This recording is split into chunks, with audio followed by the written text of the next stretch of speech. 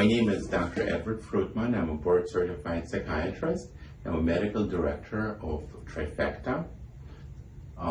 Today I want to speak about the shortages of Adderall and Vyvanse and other important stimulants that are used to treat attention deficit disorder. I think just about anyone in this country who has been prescribed medications to control their attention deficit disorder, if they're controlled substances and they're considered Schedule II controlled substances, which is the most controlled level of prescribed substances here, have noticed that it's difficult to fill medications at the pharmacy. And this situation may not resolve itself for another 6 months to a year.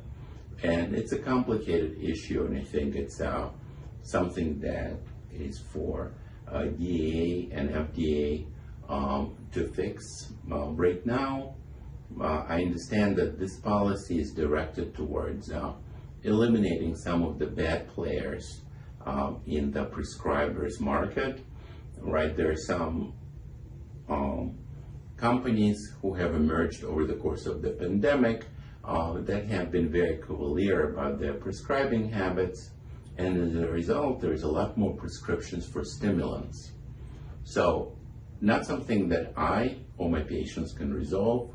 So I have a couple of words of advice of how to not be hurt by this particular shortage.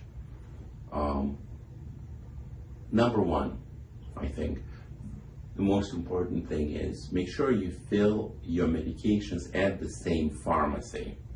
In the time of shortages, pharmacists participate in controlling the shortage by making sure that their regular customers get their usual medicine.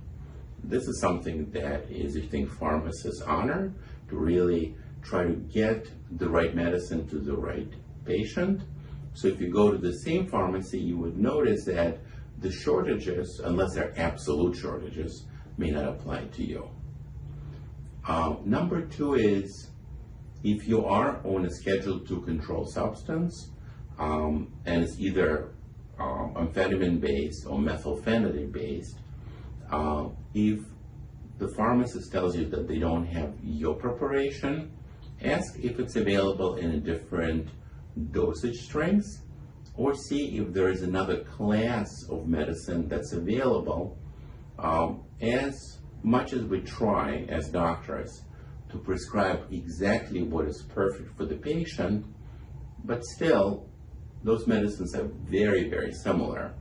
So let's say someone who has been on Vyvanse may still do really well on Concerta, and someone who's been doing well on Adderall can do well perhaps on Ritalin or Focalin. So don't go without if this is something that really is important to allow you to function well.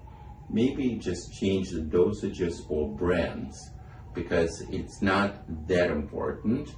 What's more important is to really get the stimulant that can help you function well.